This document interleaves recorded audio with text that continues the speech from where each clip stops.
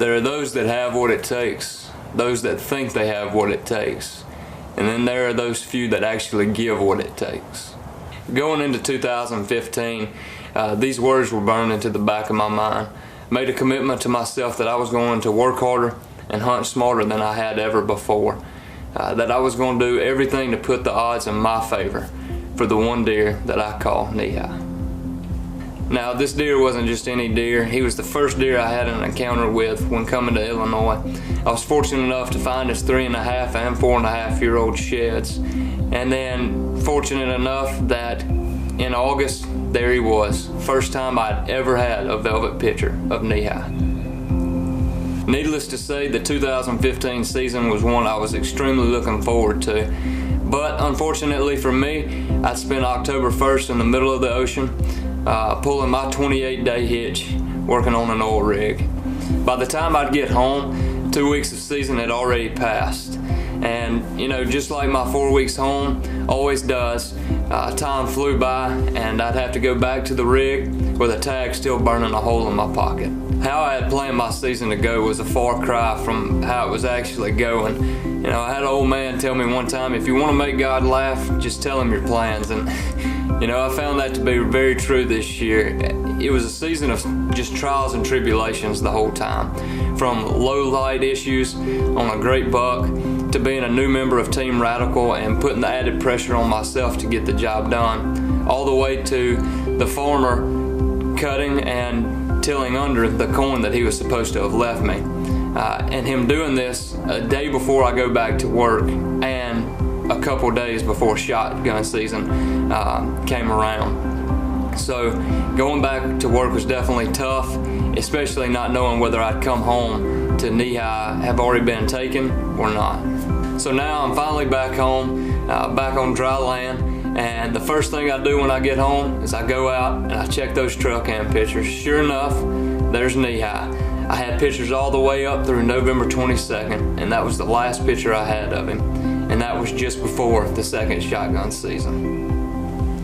After hunting for a week straight, there was no signs of knee-high anywhere, not even a trail cam picture of him. At this point, I can't lie, I was definitely getting aggravated and disappointment was starting to set in. But I called my buddy Kyle and he told me, he said, you know what, just go over to the other farm where you know you're going to see a lot of deer, and you know, just spend a couple days over there and give knee-high a break. And that's exactly what I did.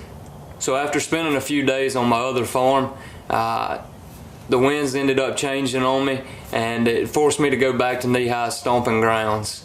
And lo and behold, that night, there he was.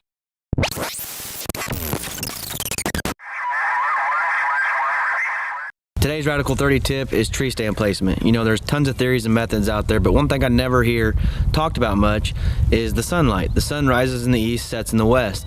When that sun is beaming down on you and that buck is there and you're at the moment of truth, the last thing you want is then to look up and see any type of motion at all. So especially on the field edges, you gotta be really careful with. And what I have here is I found a tree that's 10 foot inside the woods that has no cover whatsoever. I found another one that has a tree right in front of it that's also 10 foot inside the woods. So that tree is going to give me more cover, it's going to break up my outline, and then I shouldn't get busted. So that's my Radical 30 tip for you guys.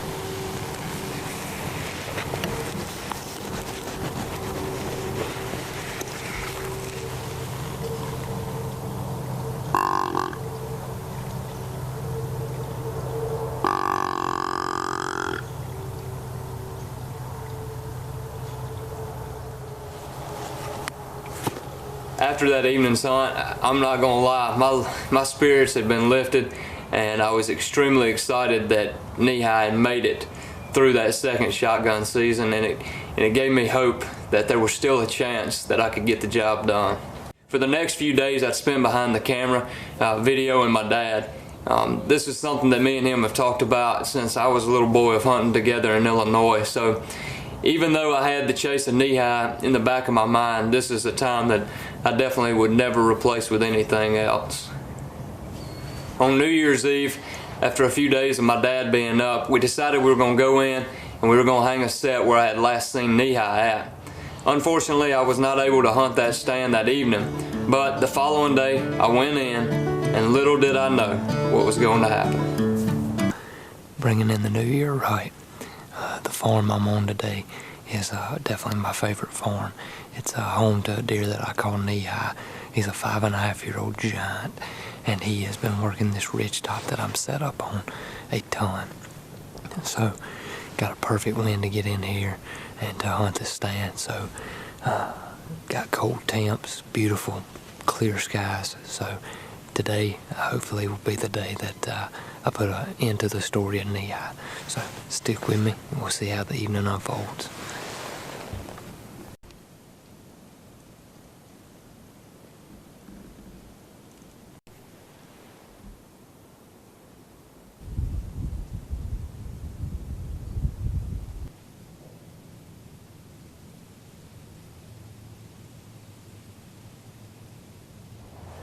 As the evening progressed, I had not seen anything, but all of a sudden I look up right around 4 o'clock, I see a giant body and big tines headed straight my way.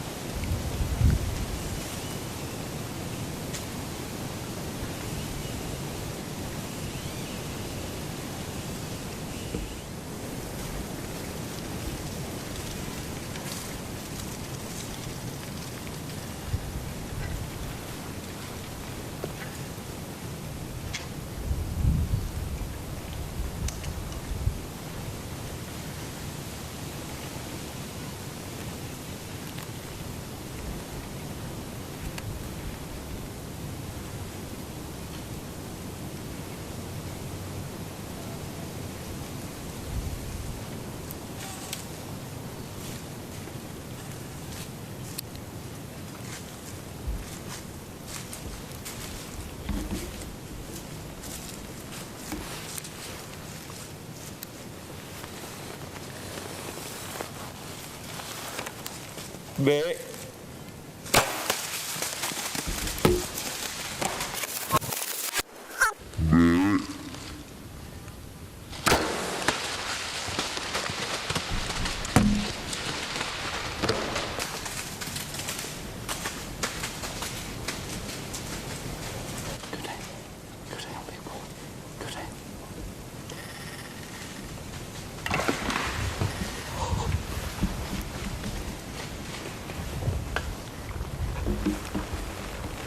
Oh my God.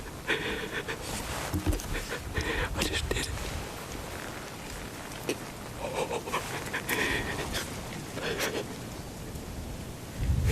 I just smoked a knee high at 20 yards. And he is laying right there. That is the deer. I have worked my ass off all year long for that shot right there. And the deer I caught knee high is like right out there, dead. Thank you, God. Thank you. January 1st, baby. 2016. And all the hard work and all the countless hours just paid off. Alright, well, that's my hawk stand I was sitting in when I shot knee high. I got Kyle and my dad here. We about to go find the air and find the blood, and we know where he's at, so let's go get him.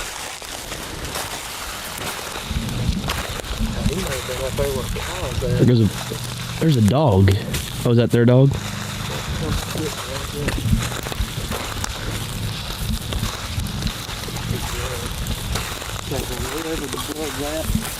You got blood already? Yeah, he got blood back there.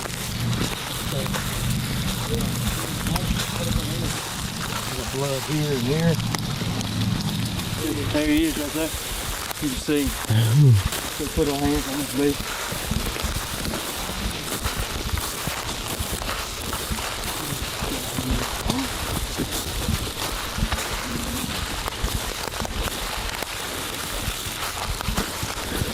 Oh man. Oh man.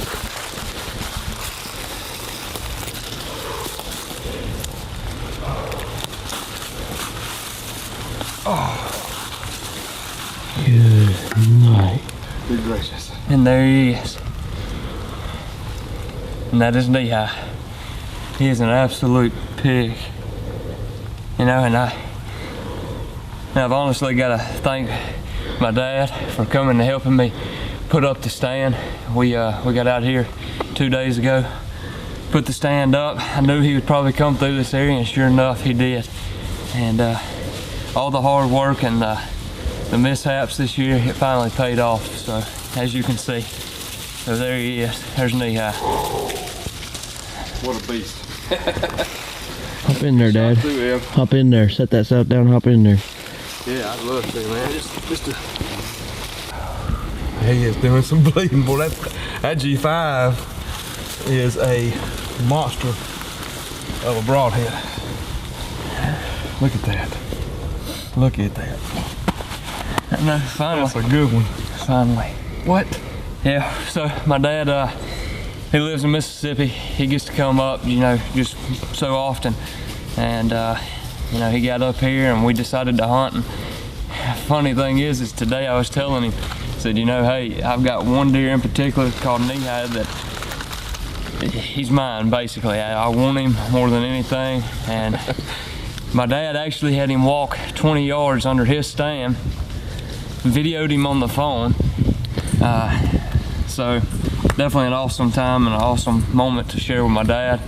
So glad he's here and up here for it. So Nice deer. Would have looked good on that Mississippi wall, but knowing how bad you wanted him, it wasn't hard to turn down. You mean more to me than this old thing does, and I'm so glad you got him. Well, he has been. He's big, boy. I tell you, he's just. What a good kill. Proud for you. Proud of you.